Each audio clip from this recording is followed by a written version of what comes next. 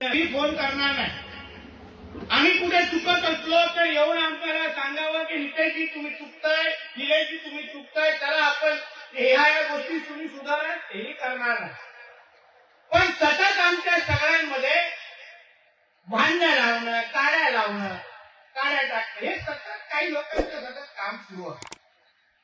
आम्ही जे काही 3-4 महिने पाहिलं, नगरपालिका निवडणुका झाल्या, जिल्हा परिषद झाल्या, नगरपालिकेच्या जिल्हा परिषद पर्यंत ती लोक कॉमन आहेत. नगरपालिकेला संशय आला, जिल्हा परिषदला ती नावं कन्फर्म झाली, हो हीच आहे, याच्यापेक्षा आता वेगळी कोण नाही. सातत्याने आमच्या सगळ्यांमध्ये वाद निर्माण करून आपले पोळी भोजना भाजण्याचा असंख्य मोठा कार्यक्रम आमच्या जिल्ह्यामध्ये सुरू आहे. तो कुठे ना कुठेतरी थांबला पाहिजे, हे आवर्जून ह्या व्यासपीठाच्या निमित्ताने तुम्हाला सांगतो. आम्हाला माहिती आहे की आमची वाचनं ऐकत असतील जिथे बसलेल्या, आणि आता तर रात्रीचे 10 वाजले, जास्त समजत असेल, जास्त समजत, आणि म्हणून समजून घ्यावं. आदरणीय रवी चव्हाण साहेब असतील आणि आमच्या कुटुंबामध्ये पण वाद लावण्याचे असंख्य कार्यक्रम सुरू असतात. पण चव्हाण साहेब असतील, आमचे राणे साहेब असतील, निलेशजी असतील, आम्ही सगळे चव्हाण साहेब हा मनाने अतिशय स्वच्छ माणूस. भारतीय जनता पक्ष शिवाय त्यांना काही दुसरं कळत नाही, ते पक्षाची निष्ठावान असलेले ते आहे. आणि मग त्यांच्या आणि आमच्यामध्ये सतत दरी निर्माण करण्याचं काम, त्यांच्या आणि निलेश साहेबांमध्ये सतत दरी निर्माण करण्याचं काम, आणि त्यांच्या आणि राणे साहेबांमध्ये सतत निर्मित करण्याचं काम जे काही जरी करतायत ते वेळीत थांबवावं, हे आवर्जून ह्या निमित्ताने सांगितलं. आवर्जून असंख्य व्यासपीठावर बसलेल्या लोकांना चांगलं माहिती आहे मी काय बोलतो, आणि मुद्दामून हा विषय छेडला पण आहे. कारण आम्हाला सगळ्यांना आम्हाला काम करायचं आहे, विकास करायचा. सन्मान्य राणे साहेबांकडे आमच्याकडून फार अपेक्षा आहे.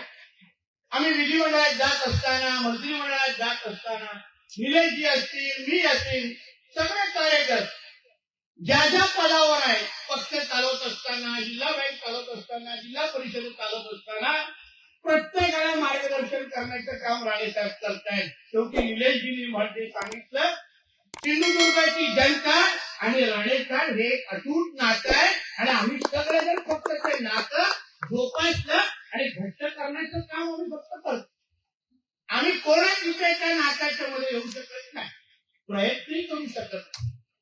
म्हणून काही जे लोक जे करतायत सांगेन आवर्जून वेळेत तुम्ही गप्प बसावं, शांत बसावं, आणि ह्या पुढे अशी कुठलीही मस्ती करू नये, एवढं मी तुम्हाला स्पष्ट. वेळ नाही जेव्हा पद वाजवण्याची वेळ येते, निवडणुकीच्या काळात असतं, सातत्याने काही ना काहीतरी गैरसमज व्हावं, हे एक कल्पित आहे.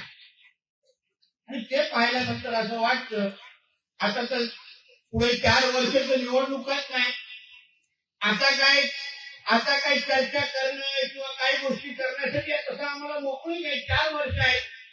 म्हणून मी एक तुम्हाला विश्वास देतो, एका बाजूला सिंधुदुर्गाचा विकास सन्मान्य राणे साहेबांच्या नेतृत्वात, निलेश साहेबांच्या नेतृत्वात, आमच्या केसरकर साहेबांच्या नेतृत्वात निश्चित पद्धतीने होणार. पण काही लोकांबरोबर 4 वर्षामध्ये हिशोब पण चुकते होणार, हे आवर्जून ह्या निमित्ताने सांगेल. आवर्जून का कणकवलीच्या नगरपालिकेच्या निमित्ताने मला तसं निवडणूक हारायला बिलकुल आवडत नाही, मी हारत पण नाही.